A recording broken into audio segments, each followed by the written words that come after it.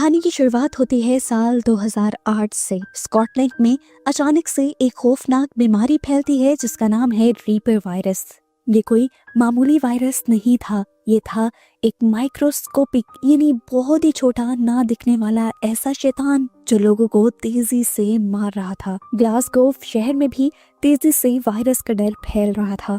इसके लिए ना कोई दवाई थी और ना ही कोई वैक्सीन। वायरस की वजह से पहले ही हफ्ते में हजारों इंसान अपनी जान गंवा देते हैं। लंदन में बैठे हुए गवर्नमेंट ऑफिसर्स को समझ आ जाता है कि अगर उन्होंने कुछ नहीं किया तो दुनिया खत्म हो जाएगी।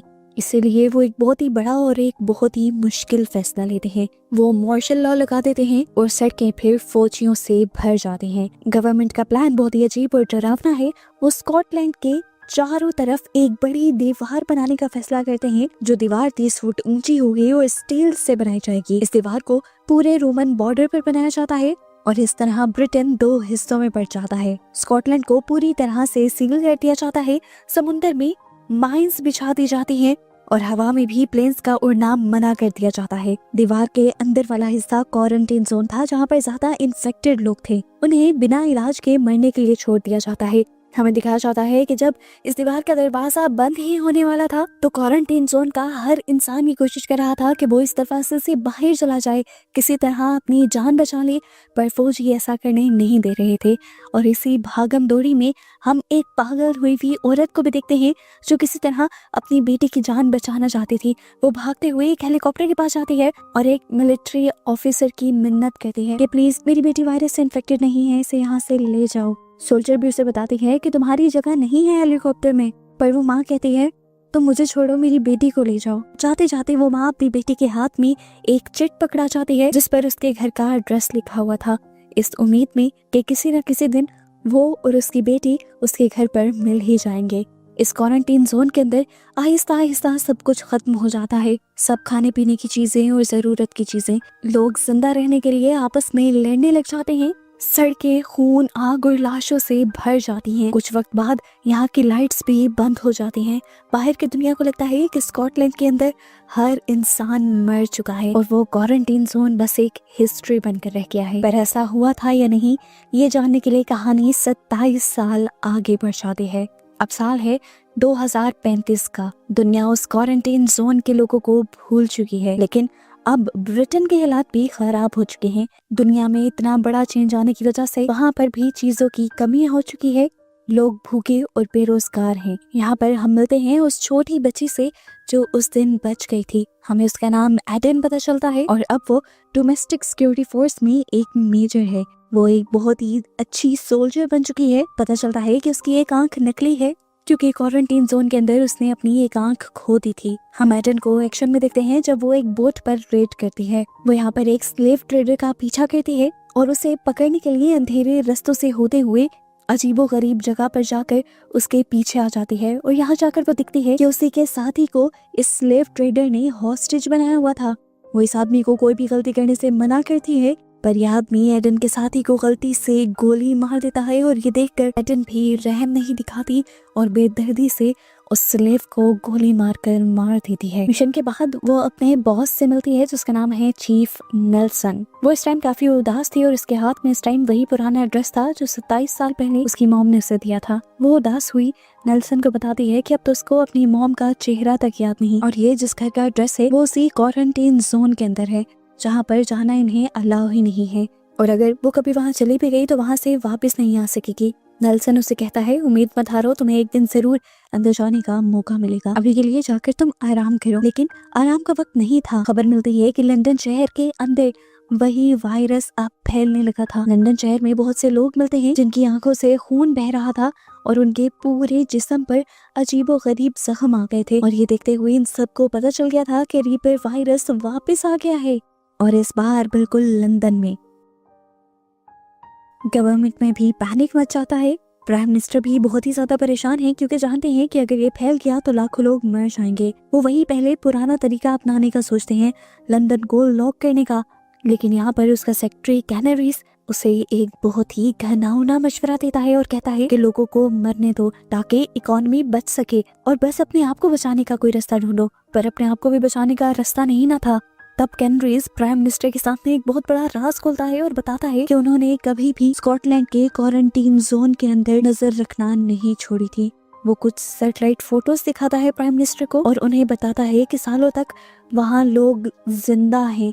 अगर 27 साल बाद भी वहाँ लोग जिंदा हैं, इसका मतलब कि उन लोगों ने वायरस का एक क्योर यानी इलाज ढूंढ लिया था और अब इन लोगों को भी वायरस से बचने का तरीका उसी जोन के अंदर ही मिल सकता है। गवर्नमेंट अब एक खतरनाक प्लान बनाती है कि उन्हें एक टीम को उस क्वारंटीन जोन के अंदर भेजना होगा ताकि वो क्योर ढूंढ कर ला सकें। उनके पास सिर्फ 48 घंटे हैं इस मिशन को पूरा करने के लिए। इससे पहले कि लंदन खत्म हो जाए उन्हें यहाँ पर वापस आना होगा। नेल्सन के मुताबिक ये एक सुसाइड मिशन था और वो जानता था कि इसमें किस किस को भेजना है। उससे सबसे पहले इस मिशन में एडन का नाम सोचा, इस उम्मीद में कि कहीं एडन को वहाँ पर उसकी मॉम मिल जाए। एडन क्योंकि मेजर थी इसीलिए उसे मिशन समझाया जाता है। उसे ग्लासगोव सिटी के अंदर डॉक्टर मार्कस केन की लैब को ढूंढना है। उसे बताया जाता है कि डॉक्टर केन वही साइंटिस्ट हैं जो क्वारंटीन जोन बनने से पहले ही इस वायरस का इलाज ढूंढने में लग गए थे, लेकिन जब वो क्वारंटीन जोन बना तो वो क्वारंटीन जोन के अंदर ही रह गए ताकि वो वहाँ रहकर वहाँ के लोगों की मदद कर सकें। गवर्नमेंट को लगता है कि अब भी डॉक्टर केन जिंदा हैं और उनके पास वो क्योर है। अब एडन अपने सिपाहियों के साथ उस बड़ी सी दीवार के पास पहुंचती है। ये जगह पहले ही ऑटोमेटेड गन से भरी हुई है। वहाँ वो अपनी टीम से मिलती है जिस टीम में 2 साइंटिस्ट भी हैं। ये सब लोग मिलकर एक बहुत ही बड़े आर्म टैंक के अंदर बैठ जाते हैं जो असल में जंग के लिए बनाए गए थे। ये बड़े बड़े दरवाजे खुलते हैं और टीम मौत की जमीन में दाखिल हो जाती है। ग्लासगोव शहर एक खंडर बन चुका है। बिल्डिंग्स यहाँ पर टूट रही हैं, सड़कों पर जंग लगी गाड़ियां पड़ी हैं, इंसानों की हड्डियां और लाशें भी जगह जगह हैं। लेकिन तभी उन्हें वहाँ पर कुछ अजीब दिखता है। उनकी गाड़ी अचानक से एक गाय से टकरा जाती है और जब वो बाहर देखते हैं तो वहाँ पर बहुत सारी और भी गायें थी जो वहाँ घास खा रही थी।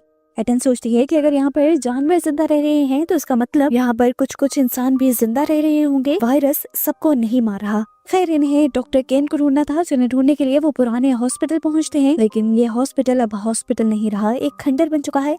यहाँ अंधेरा है और डरावना माहौल है। एडन के साथ आए हुए साइंटिस्ट यहाँ पर अपने काम में लग जाते हैं और डॉक्टर केन की सारी रिपोर्ट्स वगैरह ढूंढने लग जाते हैं और इन्हें यहाँ पर एक पुरानी रिकॉर्डिंग मिलती है जिसमें केन की आवाज है। केन आज से करीबन 21 साल पहले की बात कर रहा है जब यहाँ पर खाना खत्म हो गया था और लोग एक दूसरे को मार खा रहे थे। और ये सारी रिकॉर्डिंग सुनकर सबकी रूह कांप जाती है। इस टाइम जब वो लैब की तलाशी ले रहे होते हैं तो बाहर इनका ड्राइवर एक पास खड़ी लड़की को देखता है। उसे वो लड़की डरी हुई लगती है और वो उसकी मदद करने का सोचता है और ऑर्डर्स के खिलाफ जाकर उस लड़की को अपनी ट्रंक के अंदर बिठा लेता है। लेकिन यहाँ पता चलता है कि वो लड़की एक ट्रैप थी। वो ड्राइवर को मार देती है और यहाँ पर अपने बहुत सारे साथियों को बुला लेती है। ये साथी असल में मर्डरर्स हैं और ये इंसानों को इसीलिए मार रहे हैं क्योंकि जंगली बन चुके हैं और अब इंसानों और जानवरों का ही शिकार कर कर खाते हैं। इनके अब हुलिये भी बहुत ही ज्यादा डरावने हो चुके थे। मुंह पर टैटूज बनाए, चेहरों पर पेंट लगाए, ये सब बहुत ही भयानक दिख रहे थे। उन्होंने पूरी टीम को पकड़ लिया था और अब वो पूरी टीम को मारना चाहते थे। वो टीम पर आग के गोलों से और अजीबोगरीब हथियारों से हमला करते हैं। टीम अपने आप को बचाते हुए अपनी गाड़ियों की तरफ भागने की कोशिश करती है, लेकिन दुश्मन बहुत ज्यादा हैं। वो लोग इनके एक टैंक में आग लगाकर उन्हें जला देते हैं और इस तरह उसकी तरफ जाती हुई टीम बिखर जाती है क्योंकि उस टैंक के जलने की वजह से वहाँ एक धमाका हुआ था। इसी वजह से वहाँ टीम के कई लोग मारे गए थे। यहाँ पर एटन और उसके साथ दोनों साइंटिस्ट भागने में कामयाब हो जाते हैं, लेकिन यहाँ पर मर्डरर्स हर जगह हैं और वो बहुत ही ज्यादा तेज और खूनखार भी हैं। इस भगदड़ में एटन लड़ती तो बहुत बहादुरी से है, लेकिन दुश्मन ज्यादा होने की वजह से उसकी गोलियां खत्म हो जाती हैं और इस तरह उसे और उसके साथ ही साइंटिस्ट को पकड़ लिया जाता है, जबकि उसका एक दूसरा साथी और दूसरा साइंटिस्ट अंधेरे में छुप कर बच निकलते हैं। एटन और उसके साथी को वो मर्डरर्स घसीटते हुए यहाँ से ले जाते हैं।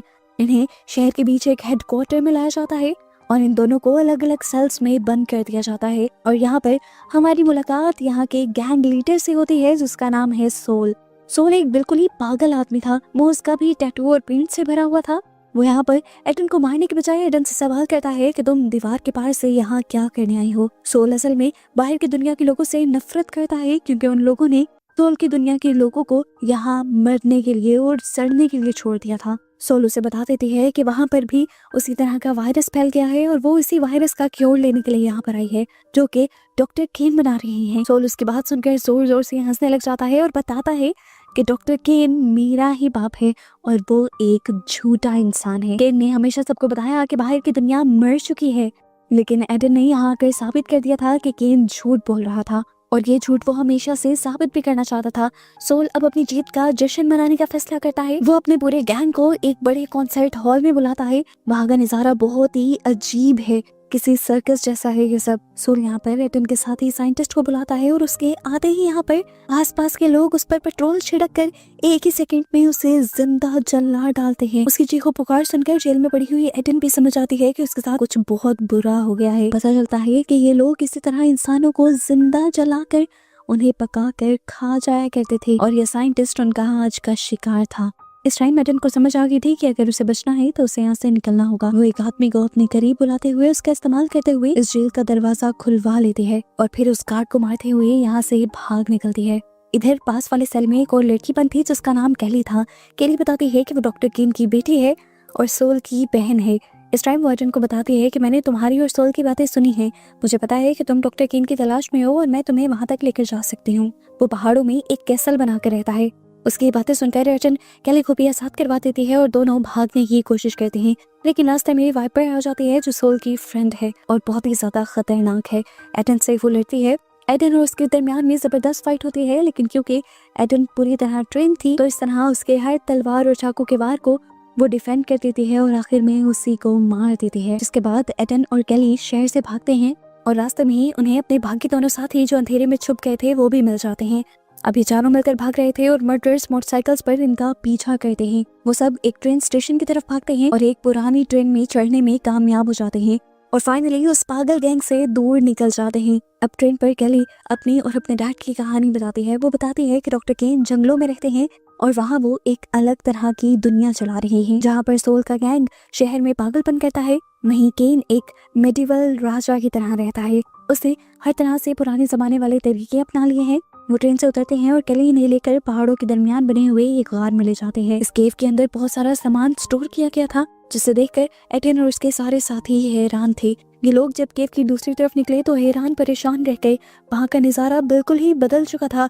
हर तरफ हरियाली थी, घोड़े थे और बिल्कुल ऐसी दुनिया थी जैसे कभी 100 साल पहले हुआ करती है और यहाँ पर लग रहा था कि इंसान सही मानों में जिंदगी गुजार रहे थे। ये लोग अभी यही सब देख ही रहे थे कि अचानक घोड़ों पर सवार कुछ सोल्जर्स इनके पास आ जाते हैं। इन्होंने हाथों में तलवारें और पुराने जमाने के वेपन्स लिए हुए हैं। पता चलता है कि ये किन के सोल्जर्स हैं।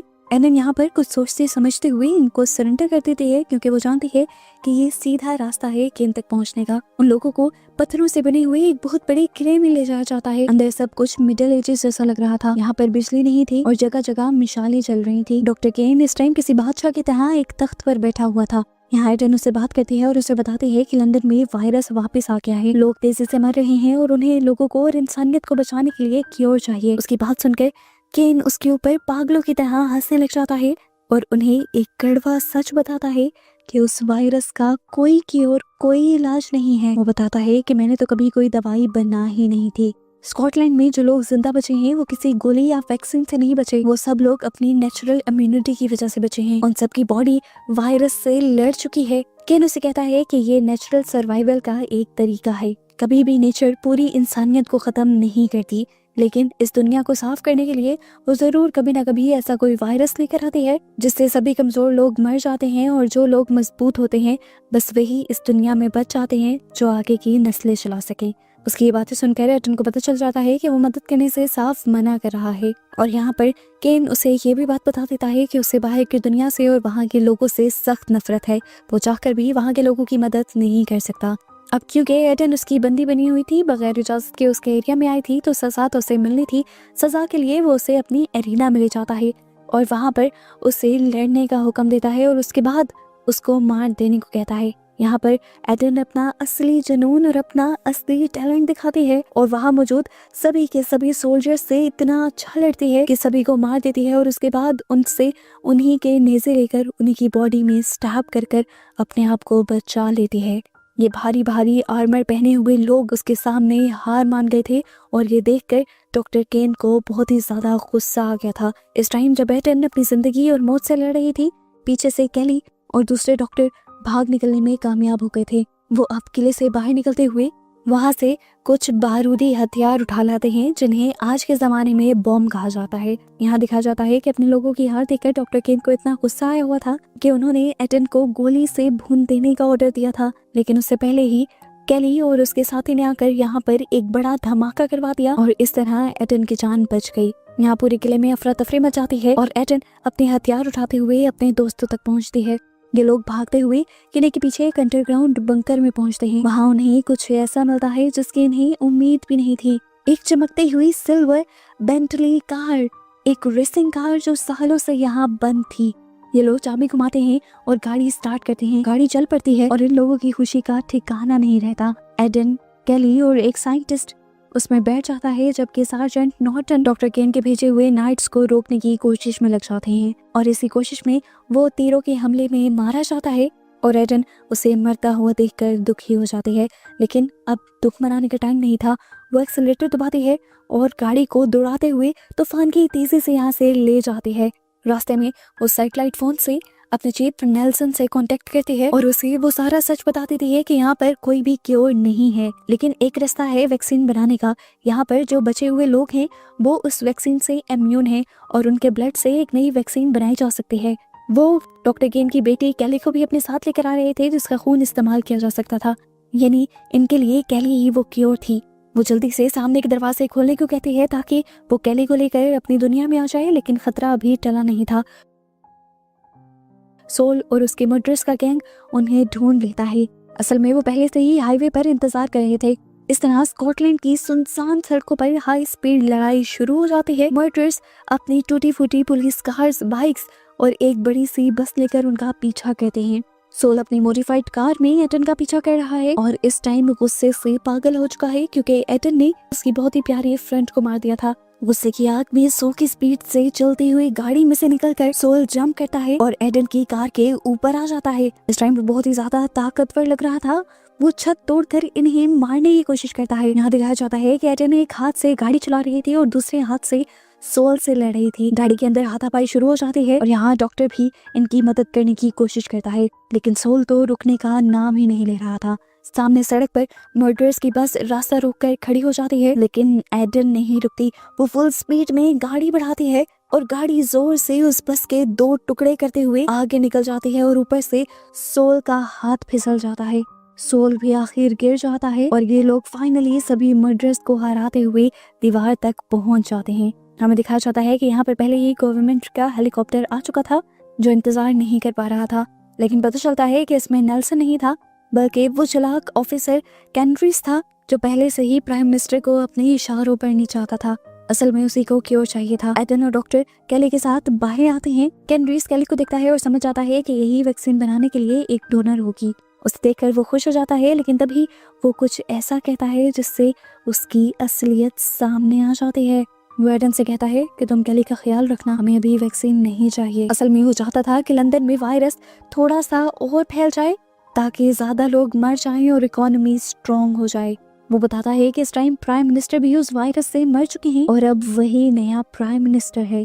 यहाँ पर एक और घरावनी साजिश ये भी पता चलती है कि कैंड्रीज ने ही असल में लंदन में वो वायरस फैलाया था ताकि उसे जल्दी पावर मिल सके। इस टाइम उसका प्लान था कि जब ज्यादा वायरस फैल जाएगा तब वो इस वैक्सीन को सामने लेकर आएगा और सबके लिए हीरो बन जाएगा। एडन के साथ जो साइंटिस्ट था ये सुनकर गुस्से में आ जाता है। वो केली को अब इस शैतान के हवाले नहीं करना चाहता, लेकिन यहाँ एडन अपने साथी के कंधे पर हाथ रखती है और उसे इशारा कर समझाने की कोशिश करती है कि अब उनके पास कोई और दूसरा ऑप्शन नहीं है। कैंड्रीज केली को अपने हेलीकॉप्टर में बिठाकर यहाँ से ले जाता है, ये सोचते हुए कि वो जीत गया है। उसके जाते ही यहाँ पर एटन का साथ ही रोने लग जाता है। उसे लग रहा था कि वो हार गया, लेकिन यहाँ पर एटन उसे अपनी साइड का वार दिखाती है। उसने जो दाव खेला था वो बहुत ही स्ट्रॉन्ग था। उसने कैंड्रीज की सारी बातें रिकॉर्ड कर ली थी जिसके जरिए अब वो कुछ भी कर सकती थी। कैंड्रीज को ब्लैकमेल भी कर सकती थी और इंसानियत के लिए लड़ भी सकती थी। इसके बाद वो गाड़ी लेकर यहाँ से निकल जाती है। कुछ देर में हमें दिखा जाता है कि उसका साथी नेल्सन यहाँ पर आता है और सीधा उस एड्रेस पे आता है जो हमेशा से एडन के पास हुआ करता था, क्योंकि वो जानता था कि एडन उसे यहीं पर मिलेगी। नेल्सन ने उसे बाप की तरह पाला था, उसे सब पता था। यहाँ पर वो और नेल्सन बैठकर बातें करने लग जाते हैं। एडन उसे कैंड्रीज की रिकॉर्डिंग दे देती है और कहती है कि इसे बर्बाद कर देना। ये देखकर नेल्सन उससे पूछता है, मिशन तुम्हारा कंप्लीट हो गया है, अब क्या तुम वापस चलना पसंद करोगी? वो नेल्सन को मना कर देती है कि आइंदा के बाद वो इस क्वारंटीन जोन से बाहर नहीं आएगी, यही उसका घर था और वो यहीं रहेगी। नेल्सन लंदन शहर वापस आ जाता है और आते ही वो सारी रिकॉर्डिंग न्यूज़ में चलवा देता है। कैनरिस का सारा करियर वहीं पर ख़त्म हो जाता है और वैक्सीन भी जल्द बनकर लोगों तक पहुंच जाती है और बहुत सारे लोग बच जाते हैं। मूवी के पोस्ट क्रेडिट सीन में हमें उन मर्डरर्स का हेडक्वार्टर दिखाया जाता है। अब उनका कोई लीडर ही नहीं रहा था क्योंकि सोल भी मर गया था और उसकी फ्रेंड भी मर गई थी। इस टाइम वो नए लीडर के बारे में सोच ही रहे थे कि अचानक से दरवाज़ा खुला और यहाँ पर एडन सोल का कटा हुआ सर लेकर आई। क्योंकि उसने उनके लीडर को मारा था तो अब उनकी नई लीडर भी वही थी और ऐसे उन्हें यहाँ का नया लीडर दिखाते हुए ये मूवी यहाँ खत्म